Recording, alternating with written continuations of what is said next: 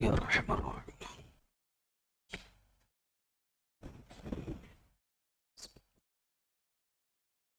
الحمد لله الذي أبدع الأفلاك والعظيم، والصلاة والسلام على من كان نبيا وآدم بين الماء والطين، وعلى آله وأصحابه الطيبين الطاهرين. أما بعد، أعوذ بالله من الشيطان الرجيم. بسم الله الرحمن الرحيم. لقد كان لكم في رسول الله أسوة حسنة. صدق الله مولانا العظيم، وبلغنا رسوله النبي الأمين الكريم، ونحن على ذلك لمن الشاهدين والشاكرين، والحمد لله رب العالمين. محترم برادران اہل سنت، قابل احترام بزرگوں، دوستوں، السلام علیکم ورحمۃ اللہ وبرکاتہ.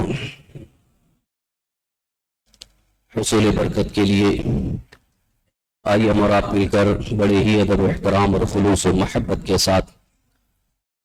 ہم سب کے آقا و مولا حضور تاجدار مدینہ، سرور قلب و سینہ، حضور رحمت للعالمین، سید المرسلین، طٰہٰ و یاسین، انیس الغریبین، معلم کائنات، محسن کائنات، ارواحنا فداہ جناب محمد رسول اللہ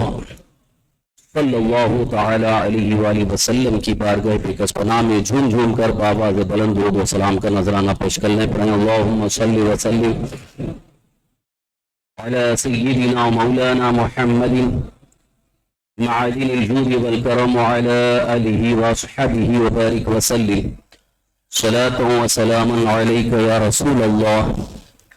صلاة و سلاما علیک یا حبیب اللہ. حضرات گرامی، ماہ ربیع الاول شریف کی 12 تاریخ گزر گئی. اس مبارک تاریخ میں عالم اسلام میں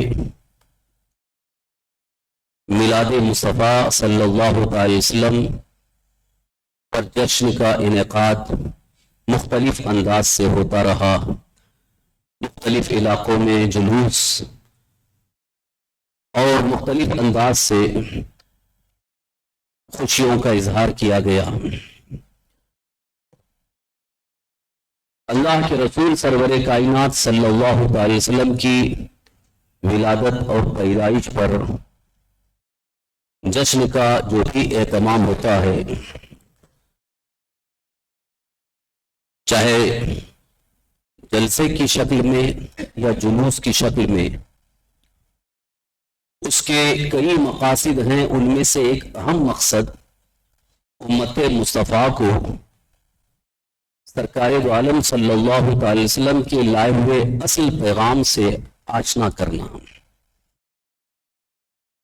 اللہ کے رسول ہمارے آقا حضور سید عالم صلی اللہ تعالی علیہ وسلم اس عالم میں تشریف لائے، کیا پیغام لے کر کے آئے اور کیسی عظیم زندگی آپ نے پیش فرمائی، اس کی طرف خاص توجہ دینے کی ضرورت ہے. اگر ہم صرف اور صرف آمد مصطفیٰ پر جشن کا اظہار کر کے خاموش ہو گئے اور پیغام مصطفیٰ کی طرف ہم نے توجہ نہ کی، یہ ہماری بہت بڑی حق تلفی ہوگی. بلکہ اس کو میں یوں بھی کہہ سکتا ہوں کہ ایک طرح کی یہ آمد مصطفیٰ کی، بعثت مصطفیٰ کی اصل غرض سے ناانصافی بھی ہوگی، کیونکہ اللہ تبارک و تعالی نے اپنے حبیب ہم سب کے آقا حضور رحمت للعالمین صلی اللہ تعالی علیہ وآلہ وسلم کو جب دنیا میں بھیجا، بڑی شان کے ساتھ بھیجا اور اپنے بندوں کو لائے ہوئے دین پر عمل کرنے کا حکم بھی فرمایا کہ میرے رسول جو لے کر کے آئے اس کو پوری طرح سے اپنا لو اس پر عمل پیرا ہو جاؤ اور اپنی زندگی میں اسے پوری طرح سے شامل کرو. یعنی رسول اکرم صلی اللہ تعالی علیہ وسلم کی پوری زندگی کو اپنانے کا ایک اہم پیغام ہمیں بارگاہ مصطفیٰ سے بھی ملتا ہے اور کلام خداوندی سے بھی ملتا ہے. جیسا کہ قرآن مقدس میں اللہ رب العزت نے ارشاد فرمایا لقد کان لکم فی رسول اللہ اسوۃ حسنہ، یقیناً تمہارے لیے رسول پاک صلی اللہ علیہ وسلم کی زندگی میں ایک بہترین نمونہ ہے. اللہ تعالیٰ نے حضور صلی اللہ تعالی وسلم کی زندگی کو ہمارے لیے ایک نمونہ عمل بنایا کہ عملی میدان میں حضور صلی اللہ تعالی وسلم کی زندگی ہی کو ہم اپنے لیے ایک آئیڈیل اور نمونہ بنائیں. عزیزان محترم، آج کے اس ماحول میں سرکار دو عالم صلی اللہ تعالی وسلم کی اس عظیم زندگی اور آپ کے لائے ہوئے اس پیغام کو ہمیں پورے شد و مت کے ساتھ یعنی بڑی تیزی کے ساتھ پھیلانے اور اس پر عمل کرنے کی سخت ضرورت ہے، کیونکہ جب تک اس عظیم پیغام پر ہم عمل پیرا نہیں ہوں گے اس وقت تک نہ ہمیں دنیا میں کامیابی مل سکتی ہے، نہ دنیا میں ہم سرخرو اور سرفراز ہو سکتے ہیں، نہ کوئی ہمارے لیے عزت کی زندگی اور نہ کوئی ہمارا مقام ہو سکتا ہے.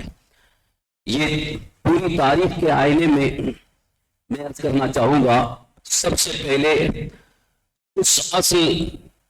مقصد حیات کی طرف میں آپ کی توجہ مبذول کروں. ذرا اس پر توجہ دیں کہ اللہ کے حبیب ہمارے آقا سرور کائنات صلی اللہ تعالی وسلم دنیا میں تشریف لائے تو کس شان کے ساتھ آئے اور حالات کیسے تھے، پھر آپ کے آنے کے بعد اس ماحول میں کیسے انقلاب برپا ہوا. آج بڑے بڑے مورخین یعنی تاریخ لکھنے والے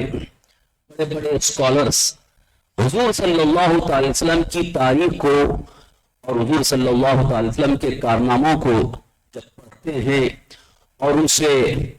اس پر غور کرتے ہیں تو وہ دنگ رہ جاتے ہیں کہ اتنی قلیل مدت میں اتنا بڑا انقلاب کسی ایک انسان کے بس کی بات نہیں ہے.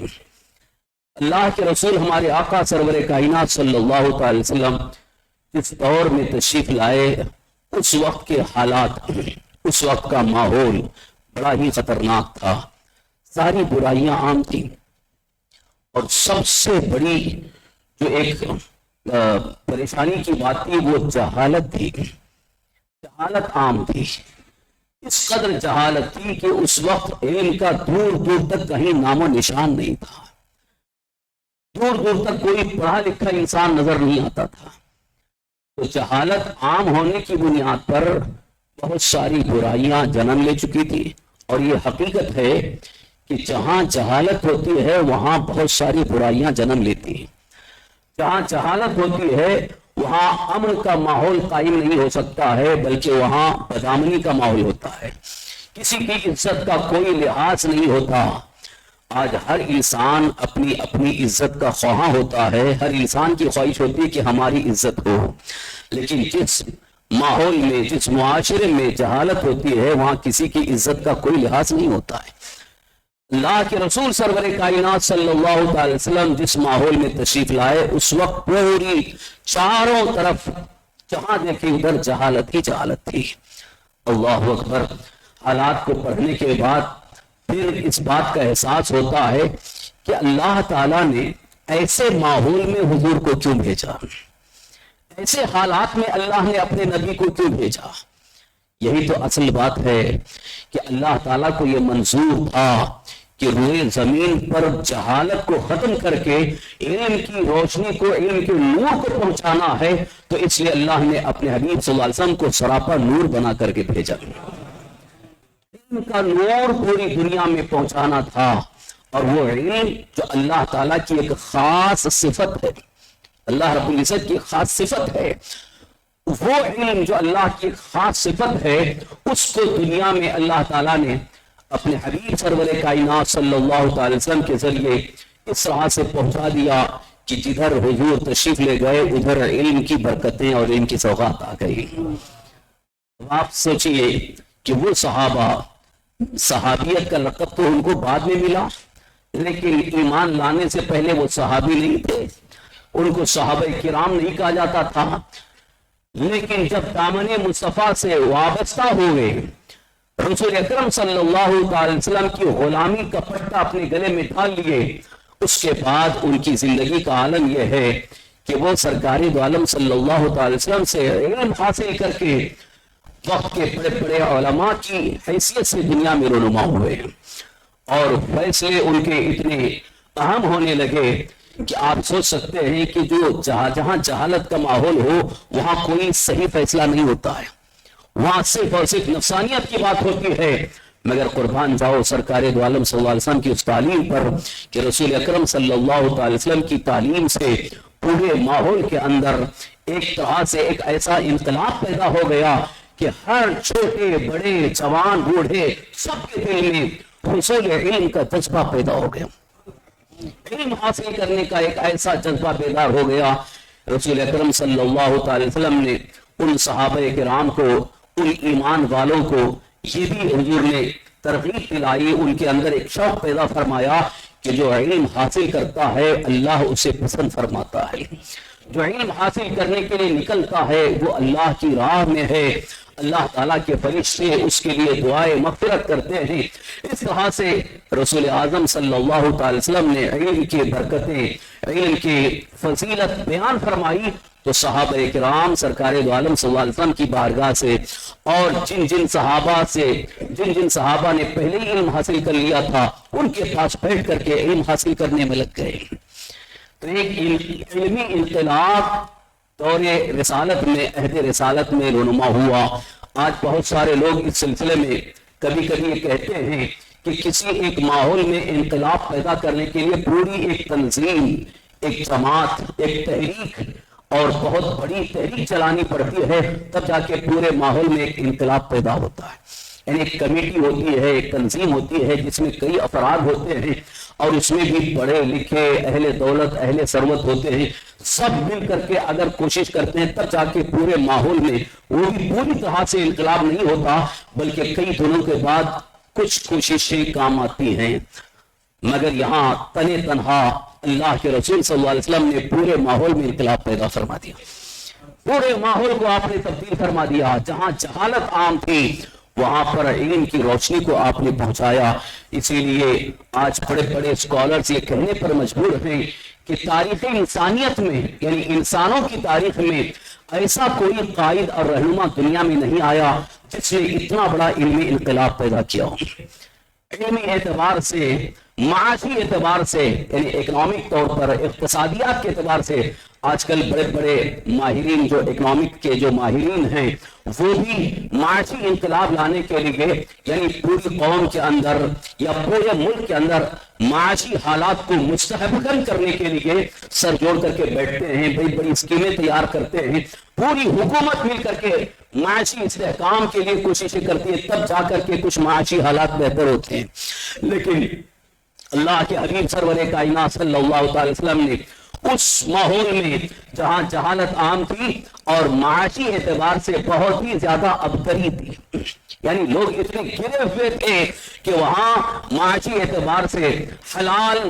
چیز حاصل کرنے، حلال غذا حاصل کرنے، حلال کمائی کا کوئی تصور نہیں تھا۔ بس جو تھوڑا بہت طاقتور تھا وہ کمزور کو دبا کر کے اس سے مال حاصل کر لیتا تھا۔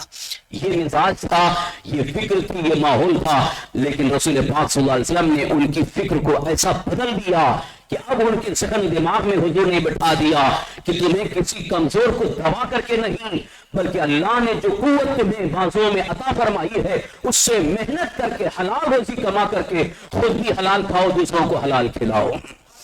یہ انقلاب پیدا ہوا۔ اس کے بعد انہی صحابہ کرام رضوان اللہ تعالی کے دلوں میں ایک ایسا جذبہ پیدا ہو گیا کہ پھر وہ کمزوروں کی مدد کے لیے ہمیشہ اپنی دولت کو لے جا کر کے ان کے سامنے رکھتے تھے کہ تم اپنی ضروریات پوری کرو۔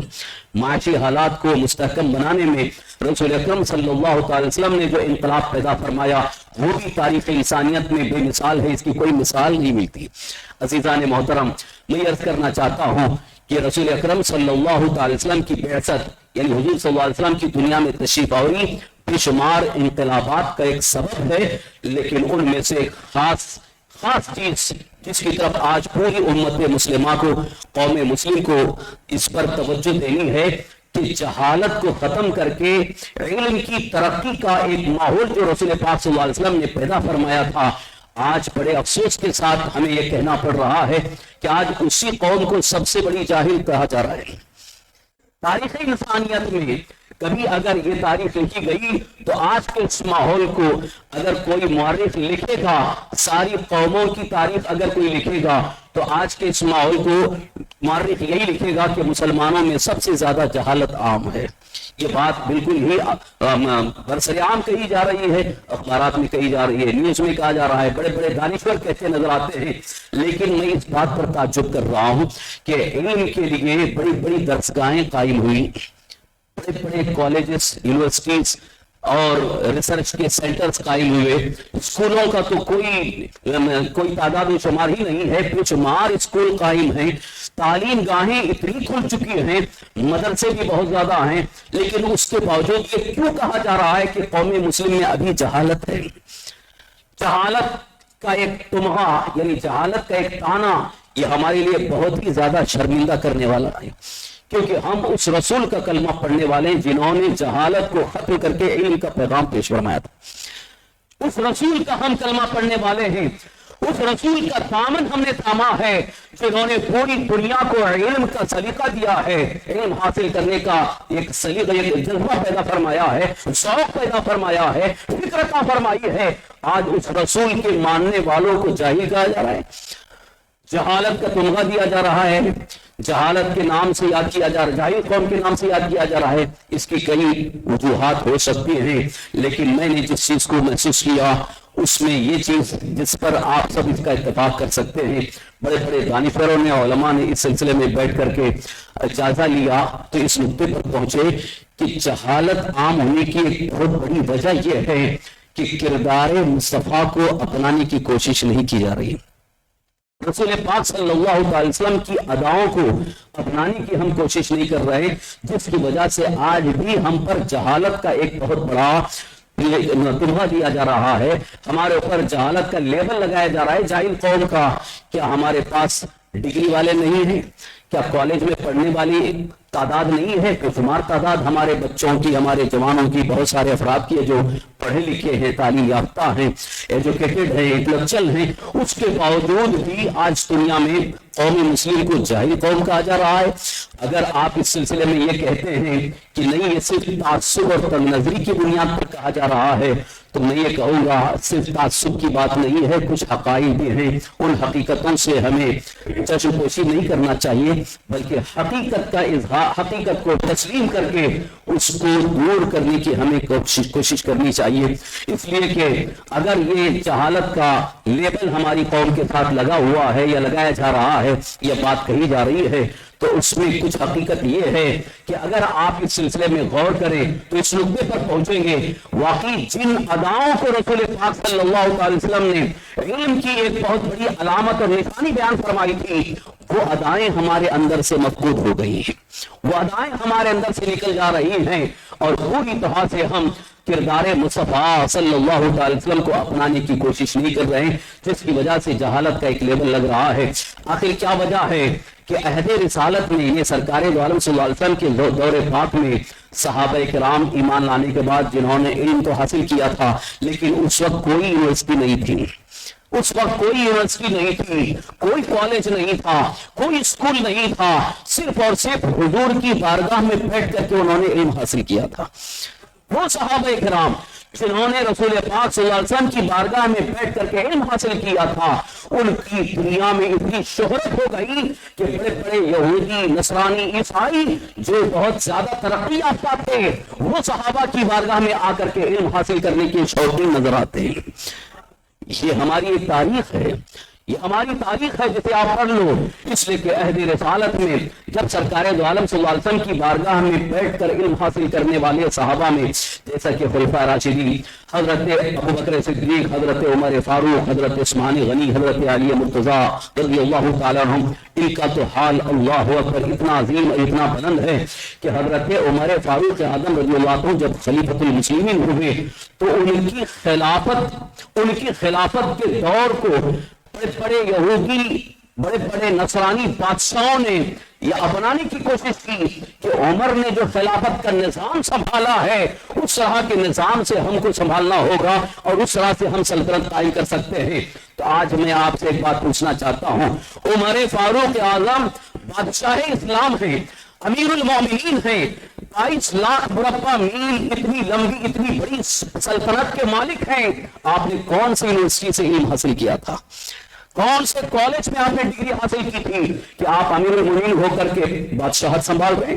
آج جبکہ اقتدار کے حوالے سے یا کسی عہدے کے حوالے سے پڑھے لکھے لوگ اس بات کو اچھی طرح سے جانتے ہیں کہ تعلیم یافتہ ہونا بہت ضروری ہے۔ یہ اور بات ہے کہ ہمارے یہاں کچھ غیر تعلیم یافتہ کو بھی عہدہ دے دیا جاتا ہے مگر اس کی وجہ سے نظام خراب ہوتا ہے۔ مگر یہاں چونکہ ایک نظام بنا ہوا ہے اسی نظام کو لے کر کے وہ چلتے ہیں اور کچھ اپنی منمانی بھی کرتے ہیں۔ لیکن جب تک دنیا میں کوئی ایک نظام قائم نہیں تھا، سب سے پہلے سلطنت کا نظام مسلم امیر المومنین نے قائم کیا ہے، یعنی حضرت امیر المومنین عمر فاروق اعظم رضی اللہ عنہ نے قائم کیا ہے۔ آج بھی بہت ساری حکومتوں کے اندر، بہت ساری سلطنتوں میں جو نظام آپ کو نظر آ رہا ہے، اس نظام کے اگر اندر آپ دیکھیں تو حضرت عمر فاروق اعظم رضی اللہ عنہ نے اپنے دور میں جو نظام قائم کیا تھا اسی کی جھلکیاں نظر آتی ہیں،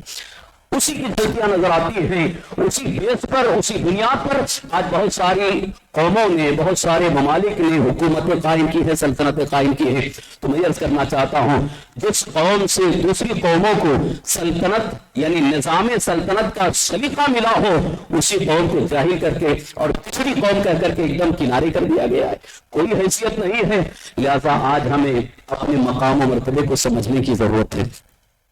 ایک بزرگ کا قول یاد آیا مجھے، ایک بزرگ فرماتے ہیں جب تک انسان اپنی قدر خود نہ پہچانے کبھی اس کی قدر نہیں ہو سکتی۔ بہت ہی سنہرا جملہ ہے۔ بزرگ فرماتے ہیں جب تک انسان خود اپنی قدر نہ پہچانے اس کی دنیا میں کوئی قدر نہیں ہوگی۔ پہلے اپنی قدر پہچانو کہ ہم ہیں کیا، ہماری قدر کیا ہے۔ آج ہم سب اتنا سمجھتے ہیں کہ ہمارے پاس دولت ہے، ہمارے پاس اقتدار ہے، ہمارے پاس بہت زیادہ جائیداد ہے تو ہم سمجھتے ہیں کہ ہماری قدر ہے، محلے میں ہماری عزت ہے۔ لیکن اصل جو ہماری قدر ہے اس کی طرف ہم نے کبھی توجہ نہیں کی ہے، اس لیے کہ ہماری اصل قدر یہ ہے کہ اللہ نے ہمیں ایمان والا بنایا ہے اور جس کے اندر ایمان کی روشنی ہوتی ہے وہ سب سے زیادہ بلند ہوتا ہے۔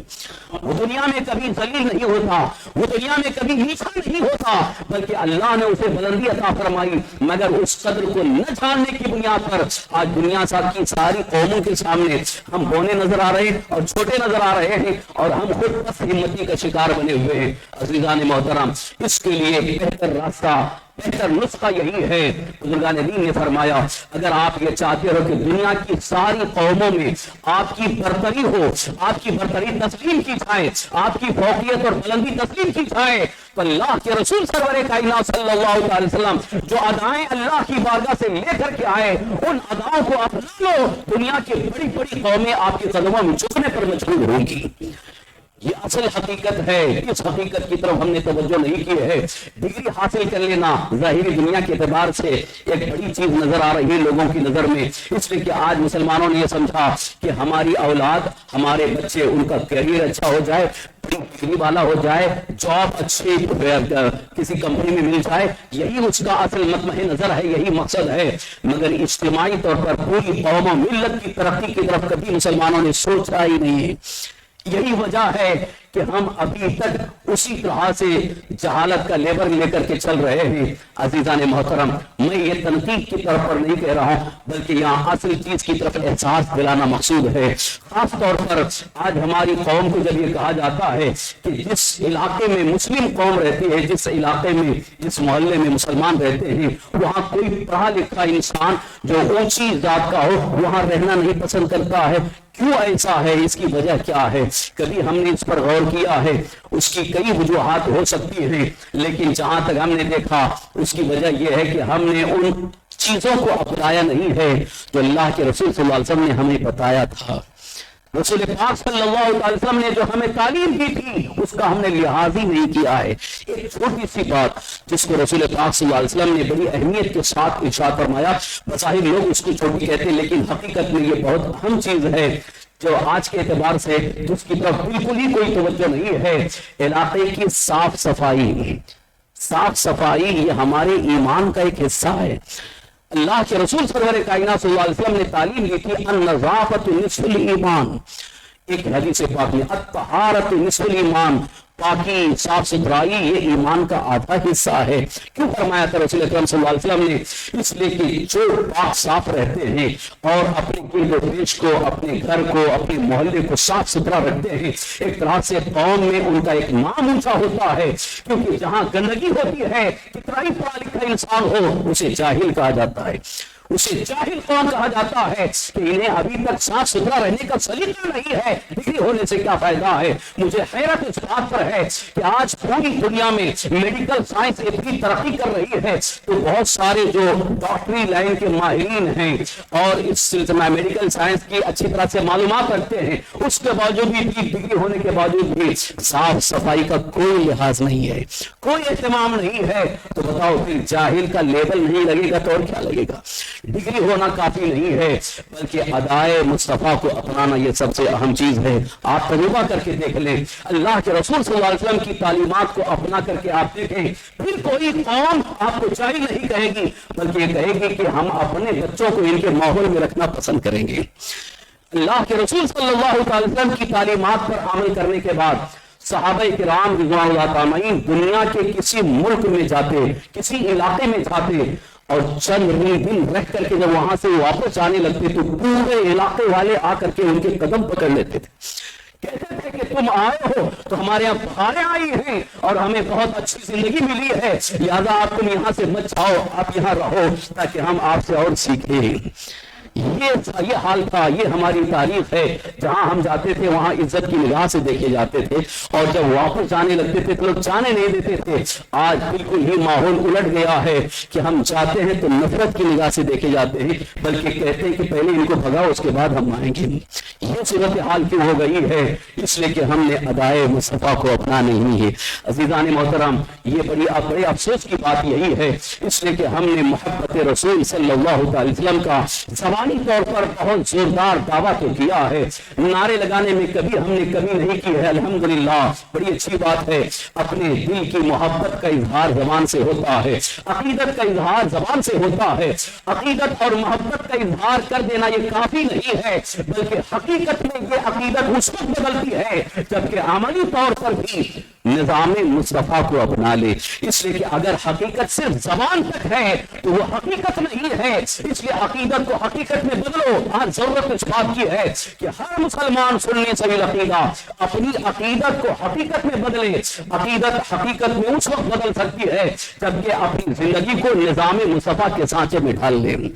یہ عقیدت حقیقت میں بدلے گی۔ اور اگر صرف زبان تک ہے عقیدت کہ ہم کہہ رہے ہیں کہ ہم سرکار دو عالم صلی اللہ علیہ وسلم کی چاہنے والے ہیں، رسول پاک صلی اللہ علیہ وسلم کی ولادت پر جشن منانے والے ہیں، ہم جلوس کا انعقاد کرنے والے ہیں، لاکھوں روپے خرچ کرنے والے ہیں، لہذا یہ عقیدت صرف زبان تک ہے، اور اگر حقیقت میں تبدیل کرنے کا آپ اگر سوچو تو عملی نظام کو اپنانے کی کوشش کرو۔ اللہ کے حبیب ہمارے آقا حضور سرور کائنات صلی اللہ علیہ وسلم نے اپنے جانثار صحابہ کرام کو اسی بات کی تعلیم دی ہے، اور یہاں تک کہ جنگوں میں جانے کے وقت بھی جو جنگیں مسلط ہو گئی تھی، کچھ جنگیں تو مسلط ہو گئی تھی یعنی کفار مشرکین کی طرف سے، مگر صحابہ کرام نے صرف اور صرف اللہ اور اس کے رسول کی رضا کے لیے میدان جنگ میں حاضری دی اور اپنی پوری کوششیں صرف کر ڈالی اور اپنی جانیں بھی قربان کر دی۔ لیکن رسول کائنات صلی اللہ علیہ وسلم نے ان جنگوں کے موقع پر بھی ایسے خطرناک موڑ پر بھی تعلیم دینے سے حضور کبھی پیچھے نہ رہے اور صحابہ کرام حضور کی تعلیم کو اپنانے میں کبھی پیچھے نہ رہے، چاہے تیروں کی بارش ہو رہی ہو، چاہے نیزوں کی بارش ہو رہی ہو، چاہے سر قلم کرنے کا وقت آ رہا ہو، لیکن صحابہ کرام کبھی پیچھے نہیں ہٹے کہ ادائے مصطفیٰ کو چھوڑنا ہو، لیکن صحابہ کرام نے ہمیشہ اپنی جان کی بازی لگا کر ادائے مصطفیٰ کو اپنانے کی کوشش کی تھی۔ یہی ان کی کامیابی اور ترقی کا راز تھا۔ حضرات محترم، آج ضرورت اس بات کی ہے کہ ہم اپنی پوری ملت کے لیے اس بات کی فکر کریں کہ پوری قوم اور ملت کے لیے جو جہالت کا ایک بہت بڑا لیبل لگا ہوا ہے، اس لیبل کو دور کرنے کے لیے کچھ چیزوں کی طرف میں آپ کی توجہ چاہوں گا، اس لیے کہ جہالت کو ختم کرنے کے لیے آج کے اس دور میں علماء اور دانشوروں کو میدان میں آنا ہوگا۔ علماء اور دانشور جب میدان میں آئیں گے اور اس کے لیے باضابطہ ایک فنڈ تیار ہوگا اور قوم کے اندر جو جہالت کی صورتیں ہیں، جو راستے سے جہالت پیدا ہو رہی ہے، اس جہالت کو دور کرنے کے لیے علماء اور دانشوران جب کوشش کریں گے تو انشاءاللہ پوری قوم سے جہالت دور ہوگی، انشاءاللہ پوری قوم کی ترقی ہر فرد کی ترقی ہے۔ اگر ہم یہ سوچتے ہیں کہ تنہا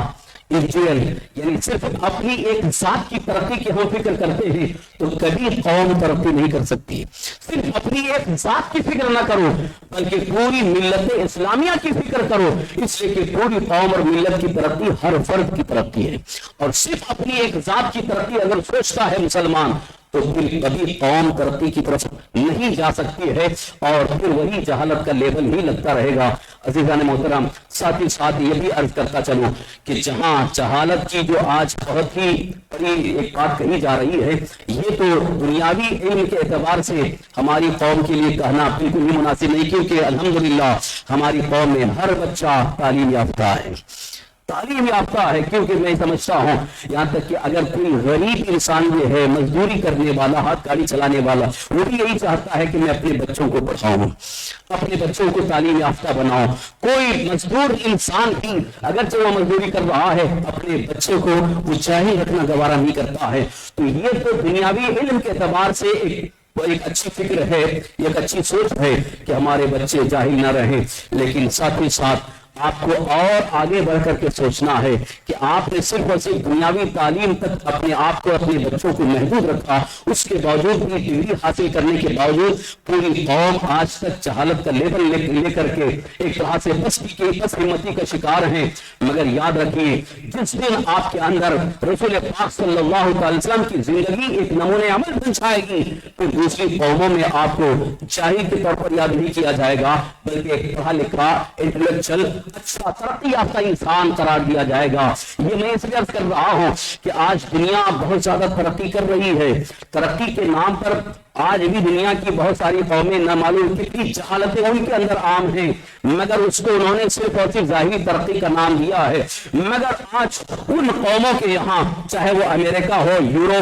یورپ کنٹریز میں، وہاں پر ظاہری دنیاوی تعلیم کے اعتبار سے بہت زیادہ ترقی یافتہ نظر آتے ہیں۔ دنیا کے سامنے وہ یہ تو کہتے ہیں ہم بہت ترقی یافتہ ہیں، لیکن ان کے درمیان اگر جا کر کے دیکھا جائے وہاں بھی کوئی سکون کی زندگی نہیں ہے، انہیں بھی دنیا کا سکون میسر نہیں ہے۔ آج وہ بھی پیاسے ہیں سکون کے لیے، لیکن جب ادائے مصطفیٰ کو لے کر کے ان کے ماحول کے پاس جب جاتے ہیں اور جب وہ قریب ہو کر رسول پاک صلی اللہ علیہ وسلم کی اداؤں کو اپنا لیتے ہیں تب ان کی زبان سے نکلتا ہے اب تک ہم بھی جہالت میں تھے اور ادھر آنے کے بعد ہمیں ہر طرح کا سکون مل رہا ہے۔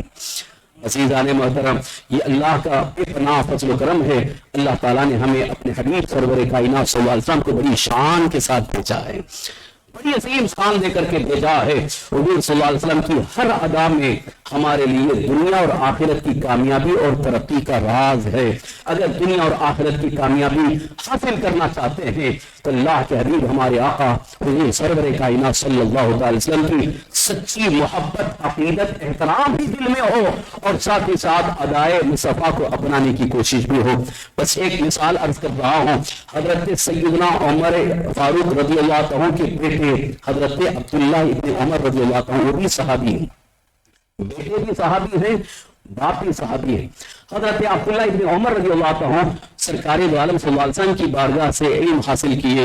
تربیت حاصل کیے. اور حضرت عبداللہ بن عمر رضی اللہ عنہ کی تاریخ میں ہے, ان کی سیرت میں یہ ہے کہ حضور صلی اللہ علیہ وسلم کی ہر ادا کو اپنانے کی ہمیشہ کوشش کرتے تھے. زندگی میں کوئی بھی کام آپ نے ایسا نہیں کیا جو ادائے مصطفیٰ کے خلاف ہو, بلکہ ہر اس ادا کو اپنانے کی کوشش کی. ایک مرتبہ ایک سفر میں جا رہے ہیں, گھوڑے پر سوار ہیں اور کئی ساتھی بھی ہیں, ایک راستے سے گزر رہے تھے. اچانک ایک درخت کی ایک شاخ جھکی ہوئی تھی, درخت کی ایک ڈالی جھکی ہوئی تھی. حضرت عبداللہ بن عمر اور ان کے ساتھی جو قافلے میں جا رہے تھے, قافلہ ادھر اس درخت کے نیچے سے گزر رہا تھا. حضرت عبداللہ بن عمر کی نظر پڑی تو آپ تھوڑا سا اس شاخ کے نیچے, جبکہ آپ کا سر جو ہے شاخ کے نیچے ہے, آپ تھوڑا سا اٹھ کر کے اس شاخ کو اپنا امامہ, اپنا سر امامہ لگا کر کے پھر آگے بڑھے. ساتھیوں نے دیکھ کر کے تعجب کیا. عجیب بات ہے, کیونکہ یہ چیز نظر آنے کے بعد ایک عجیب چیز نظر آ رہی ہے. تو پوچھا گیا. حضرت عبداللہ بن عمر رضی اللہ عنہ فرماتے ہیں میرے آقا صلی اللہ علیہ وسلم کے ساتھ میں ایک سفر میں تھا اور حضور کا گزر ادھر ہی سے ہوا تھا. اس وقت میں نے دیکھا کہ اللہ کے رسول سرور کائنات صلی اللہ علیہ وسلم کے سر مبارک اور امامہ کہ یہ اس شاخ سے تھوڑا سا لگ گیا تھا, اس لیے میں نے سوچا کہ اس ادا کو بھی اپنا لوں. ادائے مصطفیٰ کو اپنانے کا اتنا عظیم جذبہ ہے, وہ قوم کبھی تنزلی کی شکار نہیں ہو سکتی. اللہ تعالیٰ اس قوم کو ترقی ہی عطا فرمائے گا. اللہ تعالیٰ ہم سب کو اپنے حبیب صلی اللہ علیہ وسلم کے صدقے طفیل دنیا اور آخرت کی ترقی اور کامیابی عطا فرمائے. جہالت کے اندھیرے سے نکل کر علم کی روشنی میں آنے کی اللہ ہم سب کو توفیق عطا فرمائے. تمام برائیوں, بے حیائیوں اور خرافات سے اللہ ہم سب کو محفوظ رکھے. ایمان پر زندہ رکھے, ایمان پر خاتمہ نصیب فرمائے. آمین بجاہ نبی الامین علیہ الصلوۃ والتسلیم. السلام علیکم ورحمۃ اللہ وبرکاتہ.